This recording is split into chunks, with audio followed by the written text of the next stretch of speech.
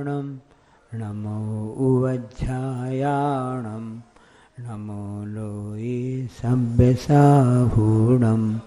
डोंगर के चंद्रप्रभु भगवान की, गुरु नाम गुरु आचार्य ज्ञान सागर जी महाराज की, मूक माटी रचयिता आचार्य परमेश्वरी गुरुदेव की, पूज्य निर्यापक मुनि श्री समय सागर जी, योग सागर जी, नियम सागर जी, सुधा सागर जी, समता सागर जी, अभय सागर जी महाराज की, मुंशी चंद्र सागर जी व निरामय सागर जी महाराज की।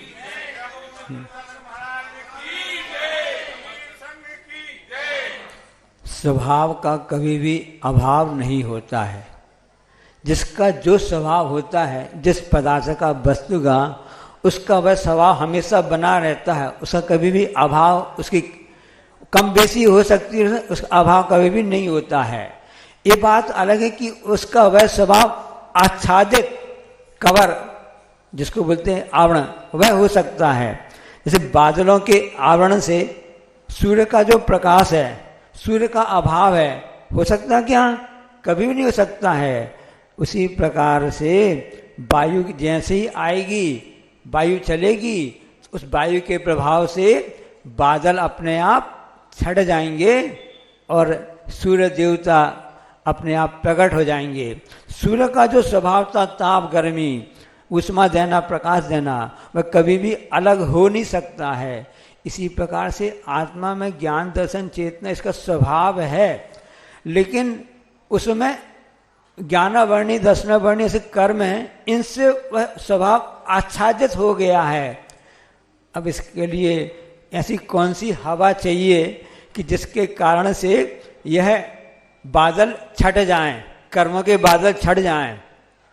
तो आचार्य पूज्यपाद स्वामी महाराज जी ने जो कहा है उसके लिए बताया है कि रत्नत्रय, सम्यक दर्शन, सम्यक ज्ञान, सम्यक चारित्र, ऐसी रत्नत्रय की हवा चलेगी, अपने आप ही उस हवा के प्रभाव से इस आत्मा रूपी सूर्य में जो कर्मों के बादल हैं अपने आप छट जाएंगे। जैसे मौसम अभी 2-3 दिन से गड़बड़ चल रहा था, कल थोड़ा बादल छटे और सूर्य का प्रकाश आ गया। आज भी थोड़ी उम्मीद भी है कि ऐसी हवा चलेगी और इस हिसाब से वह बादल सामने आ जाएंगे।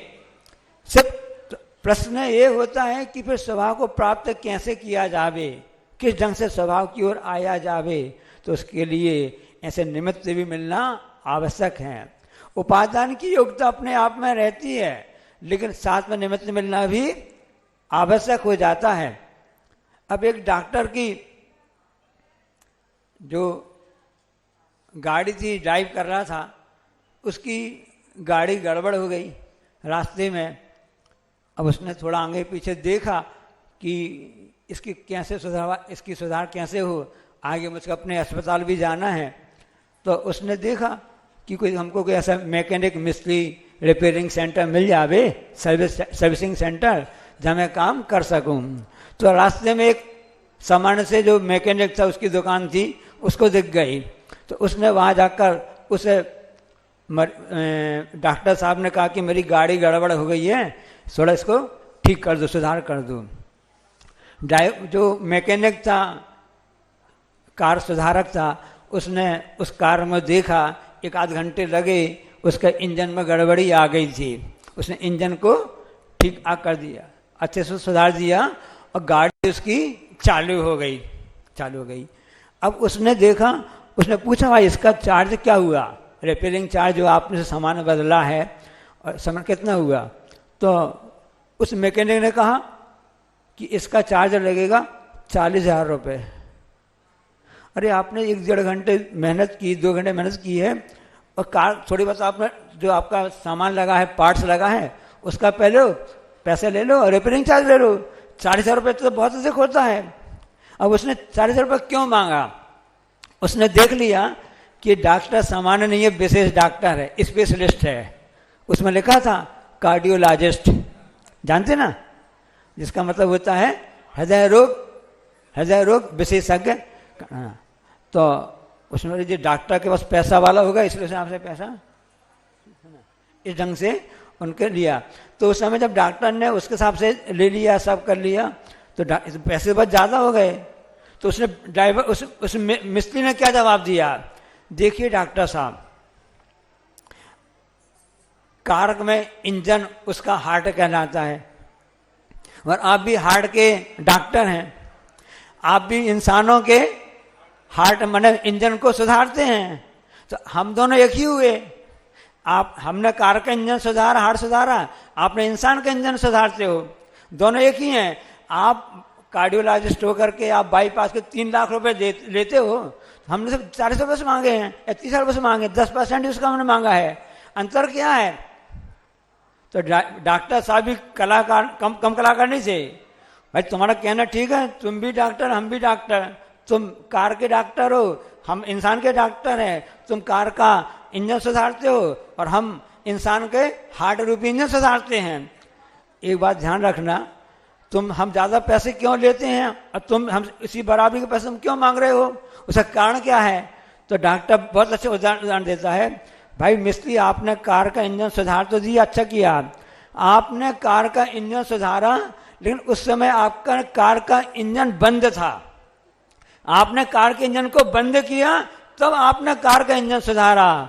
ध्यान रखना, मैं जब इंसान का इंजन सुधारता हूँ, हार्ट सुधारता हूँ, तो हमारा इंजन चालू रहता तब सुधारता हूँ।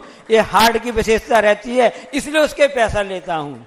सब लोग जानते हैं कि ये हमारा हार्ट है, एक दिन में 24 घंटे में 1,04,000 बार धड़कता है। कितनी बार? 1,00,000 धड़कता है, और इसमें से कितना सप्लाई हो जाता है? 7200 लीटर खून सप्लाई हो जाता है, यानी 7,200 लीटर खून। इतना तेज अपना हार्ट काम करता है, तब ऐसा काम करता है। यदि 3 मिनट भी रुक जावे तो काम तमाम हो जाता है। तुमने तो इंजन को 2 घंटे बंद किया, कार वाला इंजन है, 2 घंटे बंद किया तब तुमने सुधारा। हम तो इस कार अपने हार्ट के जो इंजन होता है, शरीर का जो इंजन है, हार्ट है ना, हम इसको 1 मिनट बंद नहीं कर सकते हैं, तब हमने सुधारा है। समझ में आया कि नहीं समझ में आया तुमको? हाँ, समझ में आ गया। क्योंकि इस हार्ट हृदय के साथ में कितनी जो रक्त ले जाने वाली नलिकाएं होती ना, उनको यदि जोड़ा जाए ना, कितनी लंबी है, तो डॉक्टर बताते हैं कि 60,000 मील ऐसी लंबी रक्त नलिकाएं हैं अपने शरीर में। उनको एक लाइन से लगा दिया जाएगा तो इतनी लंबी नलिकाएं हो जाती हैं। ऐसा हार्ट उस समय सुधारा जाए जब इंजन चालू रहता है। बात समझ में आ गई कि नहीं आई? बात पते की हम आपको बताते जाते हैं कि ऐसे निमित्त हमको मिल गए हैं, देव शास्त्र गुरु मिल गए हैं, ऐसे आचार्य हमको निमित्त मिल गए हैं, इसके बाद भी हम अपना हार्ट नहीं सुधार पा रहे हैं। नहीं महाराज जी, हम तो बिल्कुल चालू हमारा हार्ट, कोई गड़बड़ नहीं है, हम आराम से खूब खा रहे पी रहे सब कुछ कर रहे हैं ना। ये तो शरीर के हार्ट की बात आप लोग चर्चा कर रहे हो। यहाँ पर तो पूज्यपाद स्वामी कह रहे हैं जो आपकी आत्मा का इंजन खराब हो चुका है, स्वभाव तो है लेकिन उसमें आवरण जो आ चुका है, कर्म का आवरण हो चुका है ना, जिसमें उसमें कार्बन आदि आ गया है। गाड़ी चलाते ना तो गाड़ी में कई बार गाड़ी रुक जाती है, तो जो सफल चालक होता है अपनी गाड़ी खड़ी की और उसने अपना जो इंजन होता है उसका एक प्लग होता है, प्लग को अपना साफ करके थोड़ा कार्बन वगैरह साफ करके, अब कब तक देखें मिस्त्री कहाँ है, कहाँ पर कैसा है। हम सबके पुण्य से इतने बड़े डॉक्टर मिस्त्री यहाँ पर आ गए हैं हम सबका हार्ट सुधारने के लिए, इसलिए अपना कार्बन को साफ कर लो उनके निमित्त से। क्योंकि ये भगवान ऐसे हैं कि वो ड्राइवर जैसे, उस मैकेनिक जैसे नहीं है, ये तो उस हृदय के डॉक्टर जैसे हैं कि आपका इंजन चालू भी रहेगा और चालू रहते उसको सुधार देंगे। बात समझ में नहीं आई है? इसलिए निमित्त उपादान क्या कहलाता है? तो निमित्त उपादान एक कहलाता है। उपादान में योग्यता तो है, शक्ति क्षमता तो है, लेकिन बाहरी निमित्त का जब उसमें साथ मिल जाता है तब कहीं जाकर के यह यहाँ पर ऐसा काम हो जाता है। इसलिए जीभ और दांत हमको प्राप्त हुए हैं, ये निमित्त हैं। जो कुदाली आदि है, फावड़ा है, ये निमित्त हैं। इनके द्वारा क्या किया जाता है? नींव खोदी जाती है, नींव खोदी जाती ना, वो नींव खोदा आप, हो सकता है वहाँ पर मंदिर का निर्माण हो जाए या संत भवन का निर्माण हो जावे, उसके द्वारा गौशाला का निर्माण हो जावे, उसी फावड़ा और कुदाली से वो खोदा जा रहा है, और उसी कुदाली फावड़ा के द्वारा भी कब्र खोदी जाती है। निमित्त तो वही है, उसी वस्तु से नींव भी खोदी जा रही है मंदिर निर्माण के लिए, गौशाला के लिए, संत निवास के लिए, अच्छे स्कूल के लिए, विद्यालय के लिए। उसी के द्वारा कब्र खोदी जाती है। हमको जीभ मिली है, हमारे लिए दांत मिले हैं, ये किस लिए मिले हैं? इनके द्वारा हम भगवान का भजन करें, अच्छी वाणी बोलें। लेकिन आज का मनुष्य इनके द्वारा तो अपनी खुद की कब्र खोज रहा है। कैसे कैसे भोजन पानी कर रहा, कैसे अशुद्ध भोजन कर रहा है कि उसका हार्ट अपने आप खराब होते जा रहा है। इसलिए निमित्त मिलने पर भी अपने उपादान को जागृत कैसे किया जाता है, इस उदाहरण से आपको समझ में आ गया हो गया। इसलिए जो हार्ट हम सबका हृदय जो है एक दिन में 7200 लीटर खून का संचरण कर रहा है, वह छोटा मोटा नहीं, बहुत बड़ी बात होती है। इसी को दिल कहते हैं, इसी को कलीजा कहते हैं, हार्ट कहते हैं। इसलिए दिल की बात सुनो, दिल से बात सुनो कि हमको अपना हृदय कैसे साफ रखना है, क्योंकि मुख्य पाठ तो वही कहलाता है। इस आत्मा में तो ज्ञान चेतना सब कुछ भरा हुआ है, बस उस आवरण को अलग हटाने की बात है। उसके लिए तो एकमात्र देवशास्त्र गुरु ही ऐसे माध्यम होते हैं। तो उसके माध्यम से हम अपने इस जो सूर्य को, ज्ञान प्रकाश को आप प्रकट कर सकते हैं, शिक्षा के माध्यम से और साथ में संस्कारों के माध्यम से। बोलिए अहिंसा परमो धर्म, जा वाणी के ज्ञान तैं सूझें लोकालोक, सो वाणी मस्तक धरुं सदा। हे जिन वाणी भारती तो जपन दिन, जो तेरो शरणा गए सो पावे सुख।